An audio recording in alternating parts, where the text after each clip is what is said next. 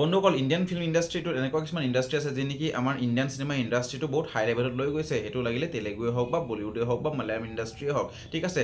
তো ৰিচেণ্টলি মই এখন চিনেমা চাইছিলোঁ তামিল ইণ্ডাষ্ট্ৰিৰ পৰা অহা, যাৰ নাম হৈছে বাব হাথিয়াৰ, যি নেকি মই চাই পেলাই আপোনাৰ প্ৰায় 2 ঘণ্টা 10 মিনিটমান সময় মই ইয়াতে দিছোঁ আৰু চিনেমাখন কেনেকুৱা হ'ল আপোনালোকৰ লগত শ্বেয়াৰ কৰিব বিচাৰিছোঁ। যিহেতু ইণ্ডিয়ান চিনেমাত চাউথ ইণ্ডাষ্ট্ৰিৰ অৱদান বহুত বেছি আছে। আমি ভাল ভাল কণ্টেণ্ট, ভাল ভাল কাহিনী, বহুত বেলেগ অত্যাধুনিক মানে ইউনিক ক্ৰিয়েশ্যন আমি দেখিবলৈ পাওঁ তাৰ মানে ষ্টৰিবোৰত, ঠিক আছে। সেইকাৰণে আমি চাউথ ইণ্ডাষ্ট্ৰিৰ চিনেমাৰ একদম পূৰা ফেন হৈ গ'লোঁ। হয়তো ইণ্ডিয়ান চিনেমাৰ এটা বহুতেই চাউথ মুভিজ ভাল পায়, কাৰণ বহুত ডাঙৰ ব্লকবাষ্টাৰ, বিগ ব্লকবাষ্টাৰ মুভি আমাৰ চাউথ ইণ্ডাষ্ট্ৰিৰ পৰা আহিছে। তো সেইকাৰণে মই চাই দিলোঁ তামিল ইণ্ডাষ্ট্ৰিৰ পৰা অহা এখন ৰিচেণ্ট মুভি 2026ৰ বাব হাথিয়াৰ, য'ত নেকি ষ্টাৰ কাষ্টটো ঠিকেই আছিলে।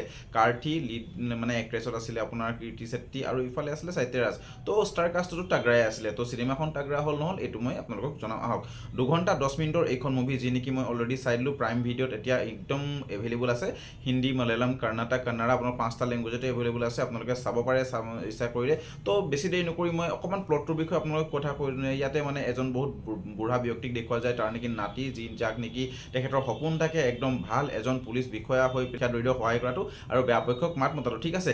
তো সি মানে আনফৰ্চুনেটলি গৈ পেলাই ডাঙৰ হৈ পেলাই একদম কাৰেক্ট পুলিচ অফিচাৰ এটা বনি যায়, য'ত নেকি মানে সি বহুত মানে কাৰাপ্টেড হৈ যায়, আৰু প্লাছ আপোনাৰ মন্ত্ৰী MLA সেইবোৰৰ লগত ফচি যায়।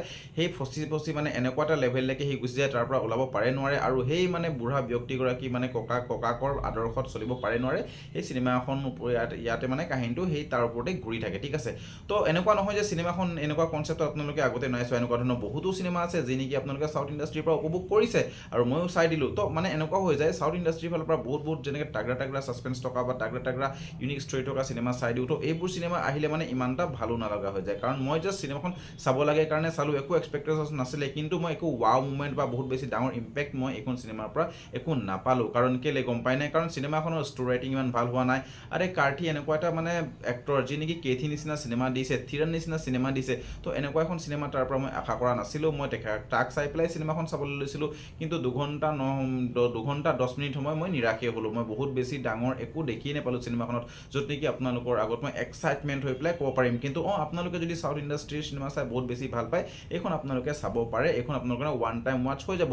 বহুত বেছি ভালো নহয় আৰু একেবাৰে ল' লেভেলৰো নহয়, ডিচেণ্ট টাইপতে অকণমান এখন মুভি পৰি যাব, য'ত নেকি আপোনালোকে ষ্টৰি ৰাইটিং, চিনেমেটোগ্ৰাফী আৰু স্ক্ৰীন প্লে ইয়াত বহুত মজবুত নেদেখিব। একশ্যনো ইমান এটা বহুত বেছি খাছ নেদেখিব। মোটামুটি আপোনালোকৰ জাষ্ট এটা টাইম পাছ এটা সময় এইটো পাৰ কৰিব। তো আপোনালোকে যদি চাউথ ইণ্ডিয়ান চিনেমা বেছি ভাল পায়, তো এইখন চিনেমা আপোনালোকে চাব পাৰে, প্ৰাইম ভিডিঅ'ত এভেইলেবল আছে। তো ঠিক আছে, লগ পাইছোঁ নেক্সট ভিডিঅ'ত। এতিয়ালৈ বাই বাই।